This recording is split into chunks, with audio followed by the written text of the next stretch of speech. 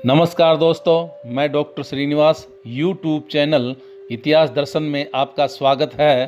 दोस्तों, आज का विषय है प्राचीन भारत इतिहास जानने के साहित्यिक स्रोत क्या हैं। प्राचीन भारत इतिहास जानने के जो हमें साहित्यिक स्रोत प्राप्त होते हैं उन्हें 5 भागों में बांटा जा सकता है, जो इस प्रकार हैं। नंबर 1 धार्मिक ग्रंथ, नंबर 2 ऐतिहासिक ग्रंथ, नंबर 3 अर्ध ऐतिहासिक ग्रंथ, नंबर 4 जीवन चरित्र और नंबर 5 लौकिक साहित्य। नंबर 1 धार्मिक ग्रंथ। इन ग्रंथों को 3 भागों में बांटा जा सकता है।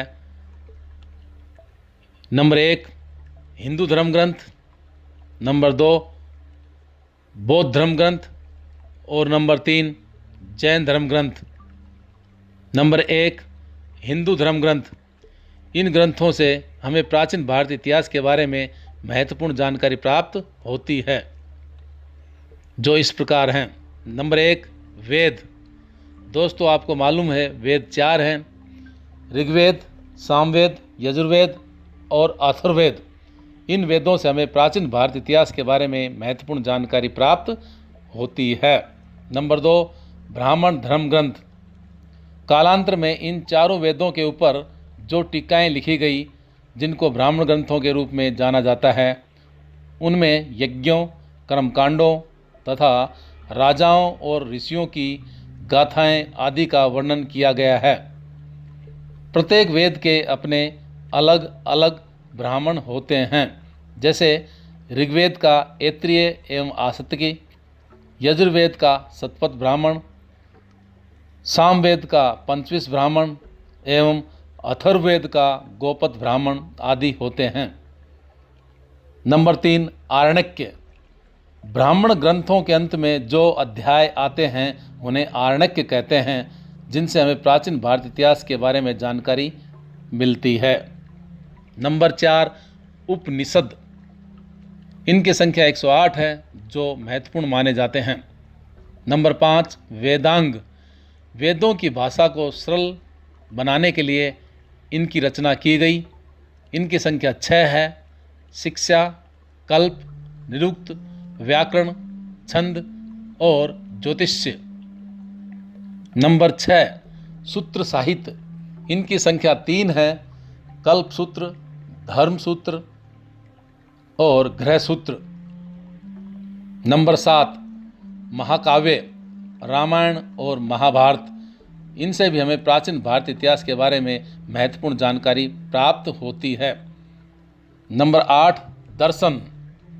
इनकी संख्या 6 है: मीमांसा, न्याय, वैशेषिक, सांख्य, योग और वेदांत, जो प्राचीन भारत इतिहास के बारे में महत्वपूर्ण माने जाते हैं। नंबर 9 पुराण। पुराण 18 हैं, जिनमें मुख्य हैं वायु पुराण, अग्नि पुराण, विष्णु पुराण, शिव पुराण, भागवत पुराण, गरुड़ पुराण, मत्स्य पुराण और ब्रह्म पुराण। नंबर 10 स्मृतियाँ। ऐतिहासिक दृष्टि से स्मृतियाँ भी महत्वपूर्ण समझी जाती हैं। इनसे मनुष्य के संपूर्ण जीवन के विविध कार्यों के नियमों एवं प्रतिबंधों का विवरण दिया हुआ है। इनसे तत्कालीन समय की सामाजिक, धार्मिक, आर्थिक, सांस्कृतिक स्थिति के बारे में जानकारी प्राप्त होती है। अब नंबर 2 आते हैं बौद्ध धर्म ग्रंथ। प्राचीन भारत इतिहास को जानने में बौद्ध धर्म ग्रंथों का महत्वपूर्ण योगदान है। ये ग्रंथ पाली भाषा में लिखे गए हैं। इन्हें त्रिपिटक कहते हैं, जैसे सूत पिटक, विनय पिटक और अभिधम पिटक। इन ग्रंथों से हमें प्राचीन भारत इतिहास के बारे में महत्वपूर्ण जानकारी प्राप्त होती है। नंबर 3 जैन धर्म ग्रंथ। जैन धर्म ग्रंथों से भी प्राचीन भारतीय इतिहास के बारे में महत्वपूर्ण जानकारी मिलती है और इन ग्रंथों में परिशिष्ट परमन, इस ग्रंथ के रचयिता हेमचंद्र हैं, जिससे जैन धर्म के बारे में जानकारी मिलती है। नंबर 2 भद्र भावचरित। इसकी रचना प्रसिद्ध जैन विद्वान भद्र भाव द्वारा की गई, जिससे तत्कालीन राजाओं, उनके प्रशासन एवं उनकी सामाजिक, आर्थिक, धार्मिक, राजनीतिक दशाओं के बारे में जानकारी प्राप्त होती है। अब ये आपका जो धार्मिक ग्रंथ था वो पूरा हुआ। नंबर 2 आता है ऐतिहासिक ग्रंथ। दोस्तों, ऐतिहासिक ग्रंथ वे ग्रंथ कहलाते हैं जो इतिहास के लिए लिखे गए हैं। जैसे कल्हण द्वारा रचित राजतरंगिणी, इससे हमें कश्मीर के प्रारंभ से लेकर 12वीं शताब्दी तक के राजाओं के इतिहास के बारे में जानकारी प्राप्त होती है। बाण भट्ट द्वारा रचित हर्षचरित, इससे हमें हर्षवर्धन के शासन के बारे में जानकारी मिलती है। सोमेश्वर द्वारा रचित रसमाला, यह भी महत्वपूर्ण ग्रंथ है। इससे भी हमें प्राचीन भारतीय इतिहास के बारे में जानकारी प्राप्त होती है। अब नंबर 3 आता है अर्ध ऐतिहासिक ग्रंथ। दोस्तों, अर्ध ऐतिहासिक ग्रंथ वे ग्रंथ कहलाते हैं जो डायरेक्टली इतिहास के लिए नहीं लिखे गए, लेकिन कहीं ना कहीं उस समय को छू रहे हैं, उस समय में लिखे गए, इसलिए वो इतिहास के लिए काम आ रहे हैं। ऐसे ग्रंथों को अर्ध ऐतिहासिक ग्रंथ कहते हैं। जैसे विशाखदत्त द्वारा रचित मुद्रा राक्षस, इससे मौर्यकालीन वंश के बारे में जानकारी प्राप्त होती है। जैसे पतंजलि द्वारा रचित महाभाष्य ग्रंथ, कालिदास द्वारा रचित मालविका अग्निमित्र, जिससे हमें उस समय के इतिहास के बारे में जानकारी प्राप्त होती है। अब नंबर 4 आते हैं जीवन चरित्र।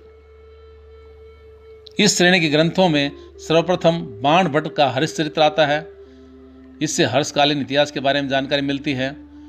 रामचरित्र द्वारा रचित ग्रंथ से बंगाल के शासक रामपाल के इतिहास के बारे में जानकारी मिलती है। नंबर 5 लौकिक साहित्य। लौकिक साहित्य में भी महत्वपूर्ण ऐतिहासिक जानकारी प्राप्त होती है। इस श्रेणी के ग्रंथों में कौटिल्य का अर्थशास्त्र, पाणिनि का व्याकरण, पतंजलि का महाभाष्य, विशाखदत्त की मुद्रा राक्षस और हर्षवर्धन की 3 कृतियाँ प्रियदर्शिका, रत्नावली और नागानंद, जिनसे हमें उस समय की तत्कालीन जानकारी प्राप्त होती है। तो दोस्तों, आज आपने जाना प्राचीन भारतीय इतिहास जानने के साहित्यिक स्रोत क्या हैं। आशा करता हूँ यह वीडियो आपको अच्छा लगेगा। लाइक और कमेंट करें। धन्यवाद।